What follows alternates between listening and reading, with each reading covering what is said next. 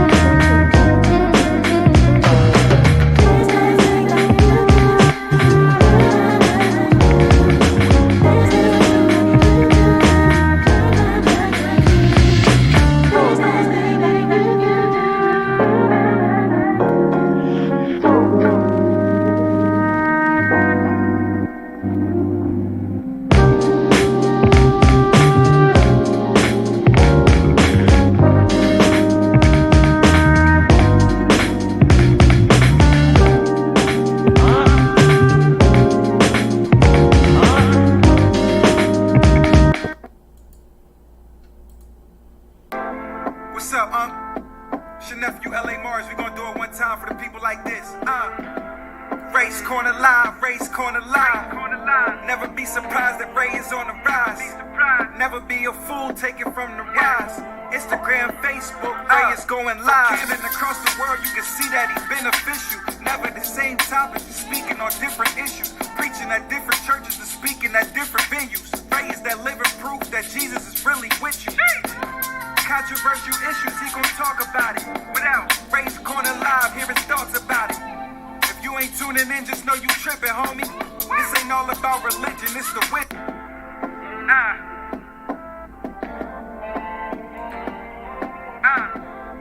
What's up, It's your nephew, L.A. Mars. We gonna do it one time for the people like this. Race Corner Live. Never be surprised that Ray is on the rise. Never be a fool, take it from the rise. Instagram, Facebook, Ray is going live. And across the world, you can see that he's beneficial. Never the same topics, he's speaking on different issues. Preaching at different churches and speaking at different venues. Ray is that living proof that Jesus is really with you. Controversial issues, he gon' talk about it. Without Ray's Corner Live, hear his thoughts about it. If you ain't tuning in, just know you tripping, homie. This ain't all about religion, it's the wisdom, homie. And the vision, homie. It was written, but sometimes you gotta listen just so you complete the mission, homie. Ray's Corner Live, he got a testimony. I just thank God he got these blessings for me. For real. I learned not to even mess with phonies. Now, Ray's Corner Live, he got a message for me. Bang. I said a message for me. Ray's Corner Live, he got a message for me. Ray's Corner Live. Never be surprised that Ray is on the rise. Never be a fool, take it from the rise. Instagram, Facebook, Ray is going live. Ray's Corner Live. Never be surprised, Ray is on the rise. God is on our side, so we gon' survive. God is on our side, so we gon' survive.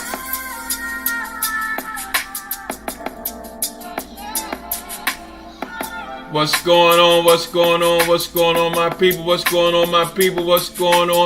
people?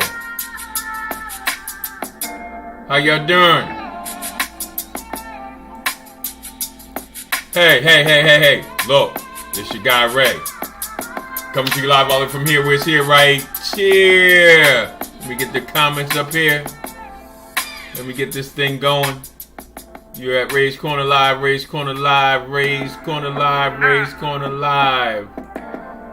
what we got going on. Hey, welcome. Hey, look, welcome to Ray's Corner Live. Coming to you live all the way from here. Where's here right here? Yeah. And we want to thank y'all for tuning in. Look, good evening, good night, good afternoon. Whenever you hear this live broadcast. Hey, what's going on, Shalonda? Oh my God, I got my brother Nate Evans Jr.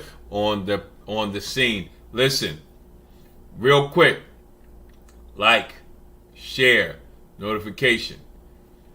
Like, share, notification. Also, listen, it's real important, right? You go over to my YouTube side, Ray's Corner Live, subscribe, Exodus Life Game, subscribe. Listen, I really want to share with you guys right now. Listen, urban entrepreneur data.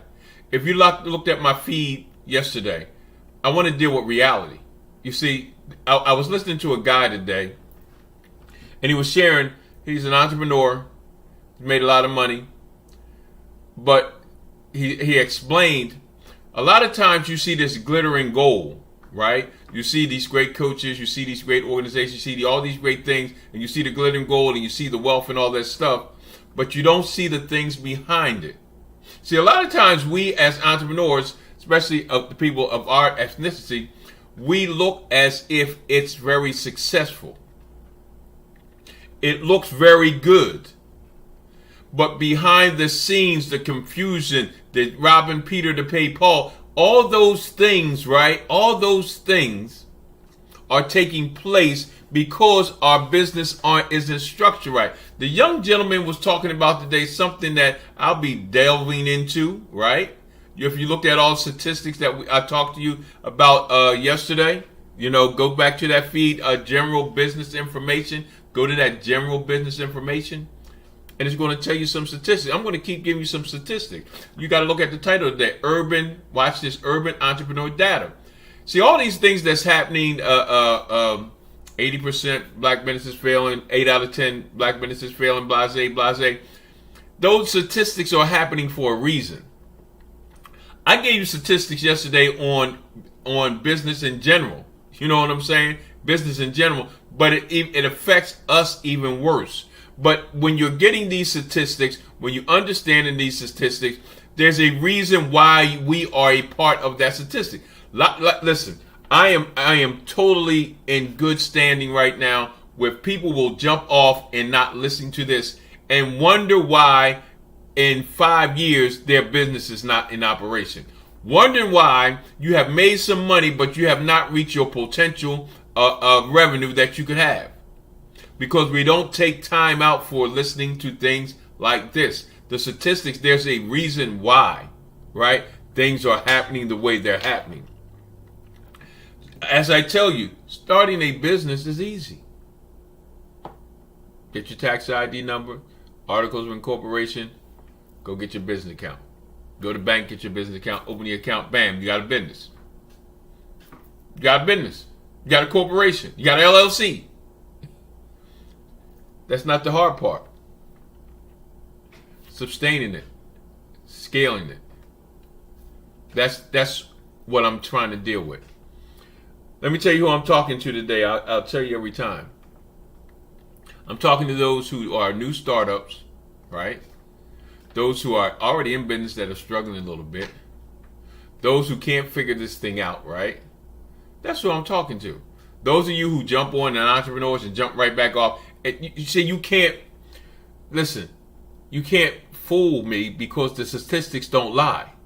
So you're jumping off thinking you don't need to hear what's the foundation. The one thing this young man found out that I've been teaching, he found out without a proper business model and strategy, right? You can do good business. Or let me put it like this, you can make money in your business, but you're not reaching your potential. And I wish I could remember his name. I'm remembering his name. But like I said, he was making money, but on the back end, what everybody wasn't seeing. The struggles. And he admitted he did not know how to run a business. As entrepreneurs, I can tell you now, I can ask certain questions to people, right? And guess what? How you doing, Sharon? I can ask certain questions to certain people. Watch this. And they won't know what is your business model. Do you understand there's over 22 different types of business models?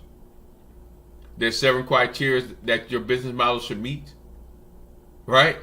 So these are the things that we don't want to talk about. These are the things we jump off, right? We don't want to hear, and I'm good with that. But so right now, today, I'm going to get into urban.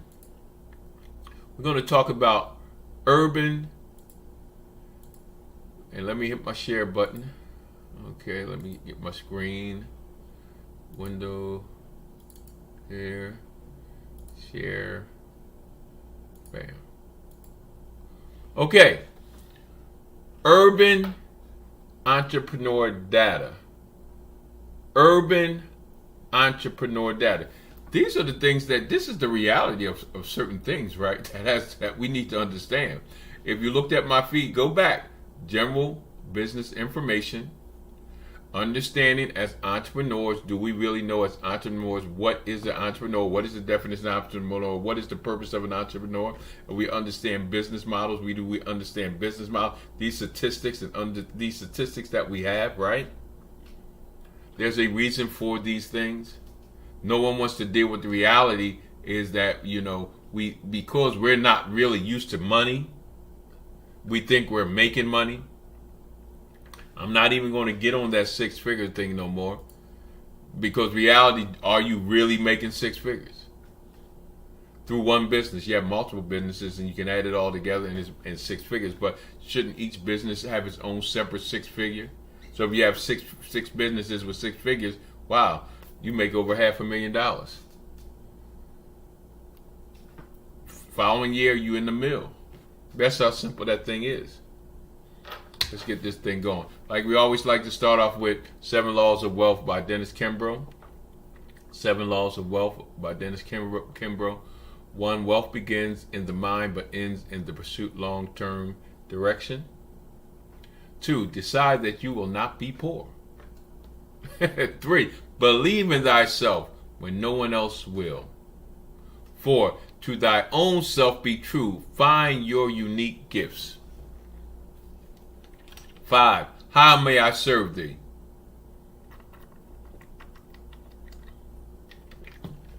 6, which is one of the most important ones. Thou shalt own thy own business. 7, make thy money grow. So let's get right with it. I'm going to be here about 15-20 minutes. Urban entrepreneur data information coming from the book, The Making of Black Millionaires, Lessons Learned Along the Way by C. Sonny Martin. I'm using a lot of his stuff and I'm adding my own stuff, but I want to make sure I give him credit for a lot of the data and the title that's in his book. This is what? This is a must-read book for entrepreneurs. So let's get right with it. Urban entrepreneur data. Business owned by people of color are playing an important part in restoring the health of the American economy.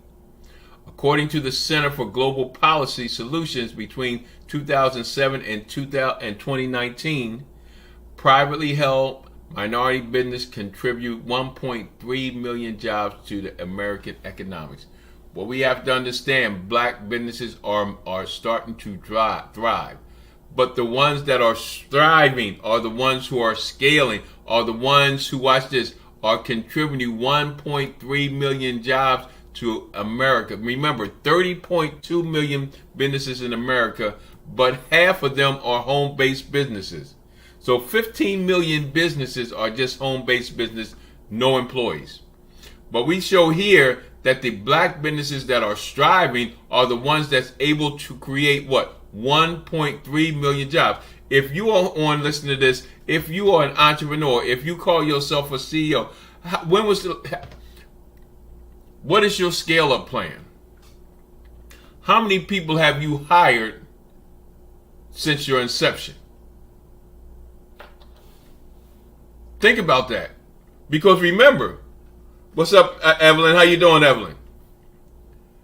In a more inclusive society, one where there was truly equal opportunity for all, there would be more minority-owned businesses contributing even more to America's recovery. So you have to understand that there's opposition, there's things against you as you're trying to move your business. We understand that minority-owned business, black-owned businesses right now have contributed 1.3 million new jobs. but those are the businesses that are flourishing. Those are the businesses that are scaling up. You have to get honest with yourself. Where's your business right now? How long have you been in business as an entrepreneur? And listen, you can even consider yourself making some money, but are you making the full potential of your money? Are you reaching the revenue that you should be meeting?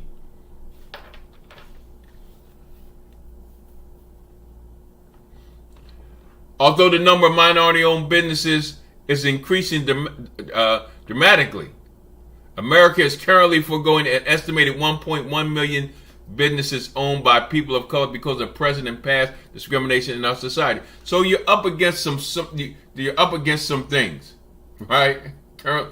Discrimination. We understand all those things. We're just hitting you with some data right now. The reason that we're coming up against opposition, but one of the main oppositions that we're coming up with, we understand about racism. We understand about discrimination. We're going to shoot that things. But is that what's causing your particular business not to scale up?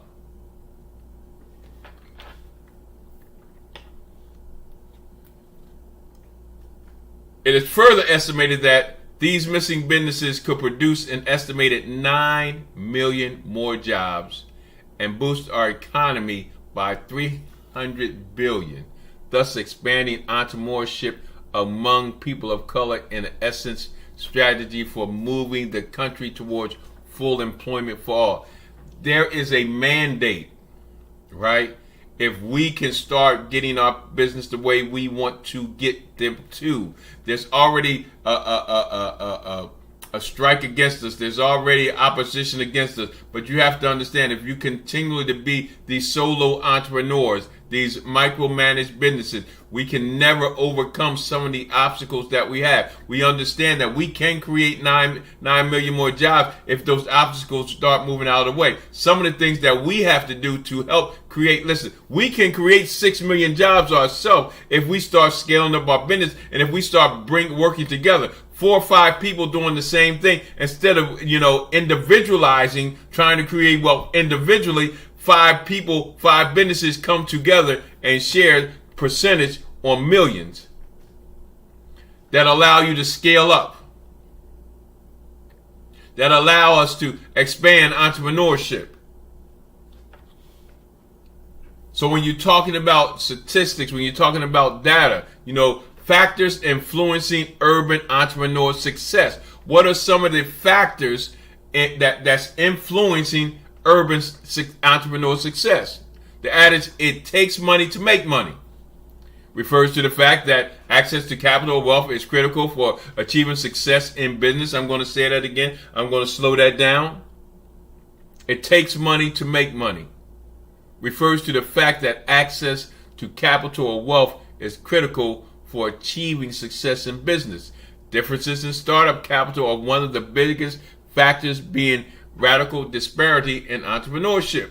We have to understand this is what's happening. So if capital is an issue and me as an individual owner is having capital problems, and there's 4 other people or 5 other businessmen that are doing the exact same thing that I'm doing, can we put our resources together and eliminate the fact that capital is no longer an issue? Can we pull each other together, because some of us might have business credit, some of us might have better credit to be able to get the startup capital that we need as a collective group? So there is a disparity, but we have to overcome these things by changing, by being able to scale up, by being able to come together collectively, right? To watch this, to solve the problem of capital. Starting with business credit. There's a whole lot of big things talking about building your business credit. We have in our Exodus Life Change, which is the craziest thing I've seen in the world, we have 8 funding sources. 8 funding sources for businesses. You would think people would jump on that. Black-owned business would jump on that. We had a gentleman that got approved and declined because his payment was $60 a month.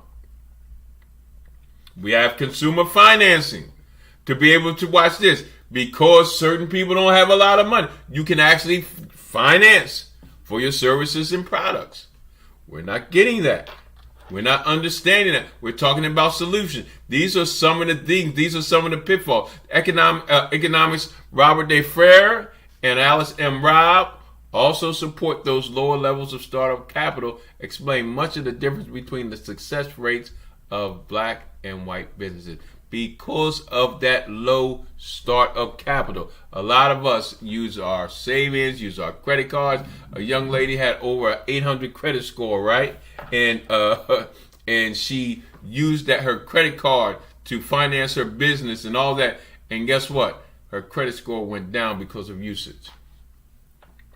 A majority of business owners rely on their own wealth or wealth of their families and friends to start and run businesses. There are large differences in wealth by race. Asian Americans have 80% of the wealth that white families have. 80%. While African American and Hispanic Americans have less than 10% of wealth white Americans have. This means, on average, these differences are reflected in the capital available by race to start and fund a business. These are the problems.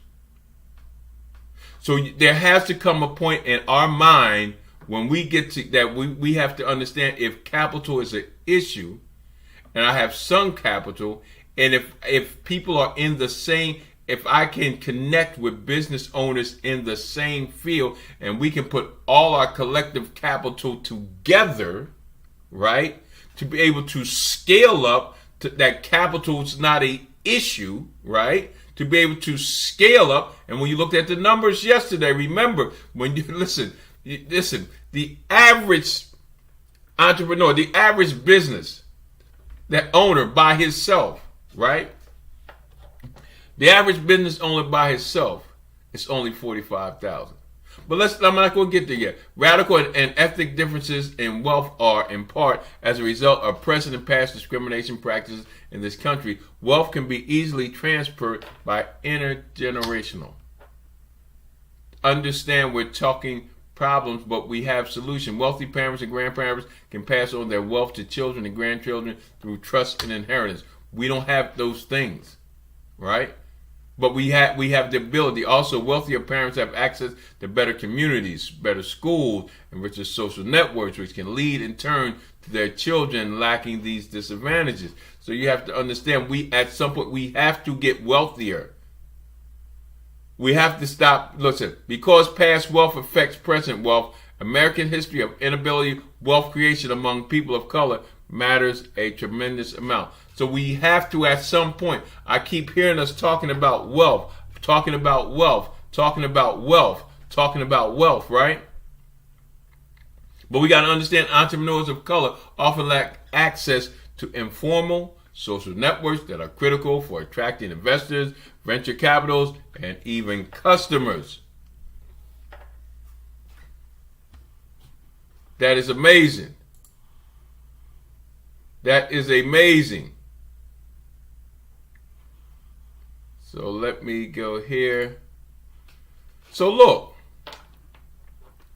when you're thinking about these things, when you're thinking about these numbers, when you're thinking about the urban entrepreneur data, the disparities of things that happened in the past, things that are keeping us, capital that is keeping us away, we have to come up with a solution. We're not understanding the solution to our problems is within our own self. Be understanding that collectively we have to get away from this individuality. We have to get away. I'm watching, now don't get me wrong, I'm watching people, coaches, I'm watching people having these big conferences with coaches and mentoring and all these things, and they're talking about wealth, and they're talking about wealth building, and they're talking about wealth building, and we're trying to build this wealth, and we're trying to build this wealth. But you got to remember the statistics. You have to remember, 10 years, 70% of those people that were in these conferences or what like that will be out of business.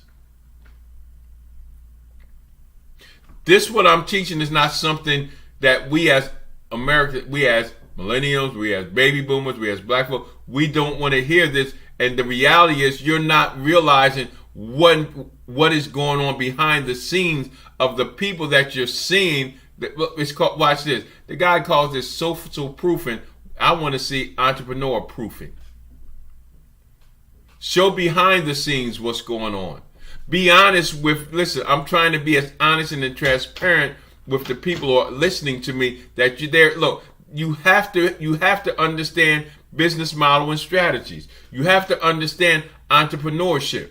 You have to understand the 4 S's, the structure, strategy, system, and sales of your businesses for longevity, for wealth, more than wealth creation. Wealth creation is to be able to pass things on, right? Generation to generation. But wealth creation also allows you to build your community, to build your city, to build your state,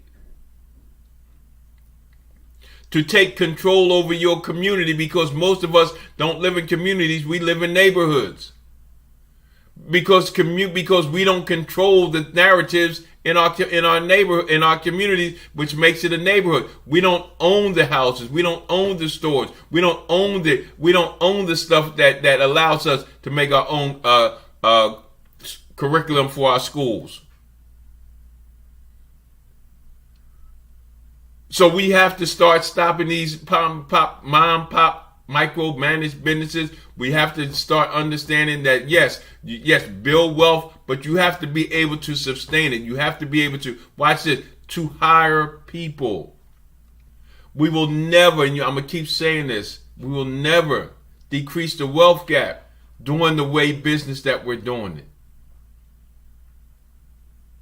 If that's what you really want to do. You got to understand Black Tax by Sean Rochester. It talks about the disparity.